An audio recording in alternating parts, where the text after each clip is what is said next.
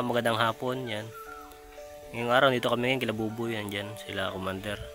Kinakausap sila Buboy saka yung sa may-ari nung, at medyo nagkakaproblema lang dito pero naayos naman na kahit paano.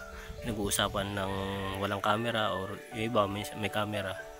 Inaayos lang yung kaunting ano lang naman, hindi lang siguro pagkakaunawaan. Yan. Kaya nag-uusap sila doon, sila Marcos, si Commander, saka yun sila Buboy.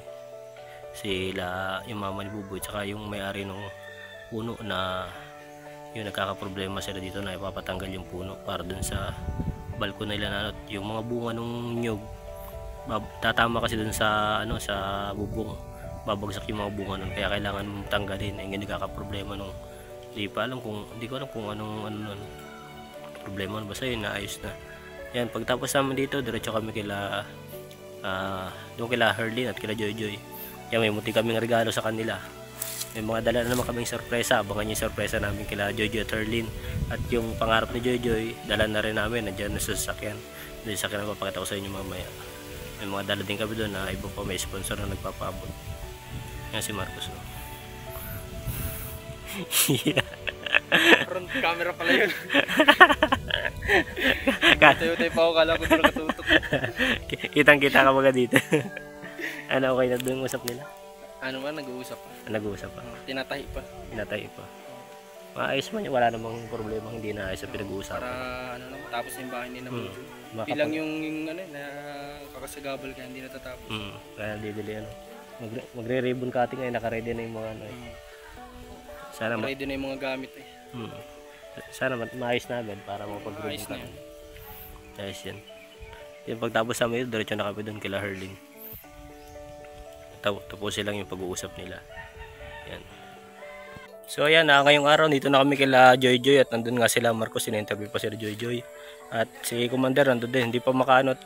Masakit ang ulo gawa nung dun sa na-stress kanina dun sa nangyari kila Buboy. Kaya yun, masakit ang ulo, siya muna nagpaiwan doon. Ngayon may pinapasuyo sa akin si Commander dito na tinutulungan niya. Ihatid ko yung na hindi na ibigay noon na diaper para dun sa tinutulong niya dito kay Ezekiel, at pinapasuyo niya sa akin na dalhin natin doon, paabot natin kay Ezekiel. Kaya dadalhin natin dito, kunin natin, at hindi muna siya makapag-vlog, masakit ang ulo. Ayan, ito yung pasalubong natin kila Joy. Ito, lalagyan ng plato tsaka rice cooker, yan para sa kanila yan. Tapos ito dadalhin na muna natin kila Ezekiel. Bali malapit lang naman yung dito, walking distance lang, kaya dadala ni Commander itong dalawang diaper.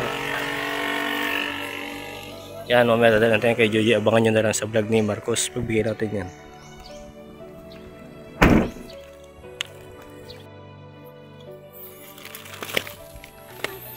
Yan, punta muna tayo dito sa may kila Ezekiel. Yan, dito na nga tayo sa kanila. Ito natin itong pinapabigay ni Commander. Saan ang bahay nun? Dito yata sa kabila yata, isang bahay dito. Ako po. Ay, hello.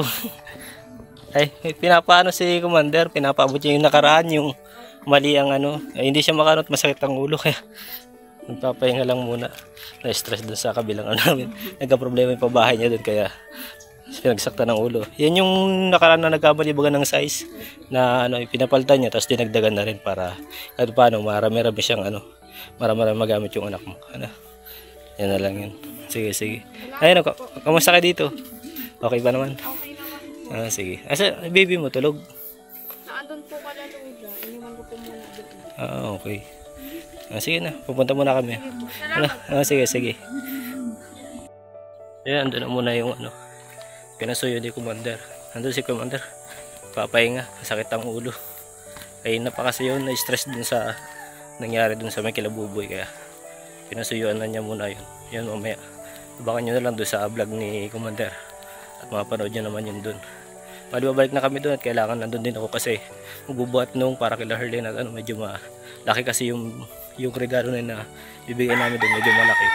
Kailangan ni Marcos ng katulong. At yun, si Commander muna nagka-camera dun kahit masakit ang ulo. Siya na daw muna para lang maiabot ko ito dito. At medyo may kalayon din kasi, kaya kailangan ako yung mag-atid nito, mag-asikaso. Kaya yan.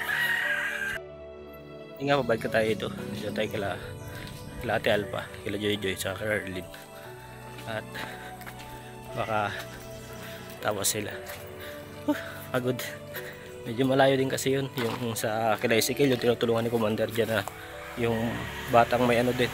Parang katulad din ng ano nito nila Herlin at Joy Joy. Kailangan din ng therapy kaya yun. Pinatid mo din diaper para may magamit yung bata. Kasi malayo pa yung binibilan na dito, doon pa sa sentro sa amin pa. Yun, laking ano pa rin, abala pa rin doon sa kanila kasi hindi naman pwedeng iwanan yung ano, yung bata. Kaya pinasuyo naman ng Commander na iatid namin dito. Okay naman daw sila. Kasi yung bata tulog, wala daw dyan, ando sa ano yata niya, sa lola niya. Pagod na dyan malayo. Ayan, dito na tayo kila Commander. At tayo naman magbibideo dun sa ano. Mamaya ibaba namin yung mga dala dun. Surprise sa kanila.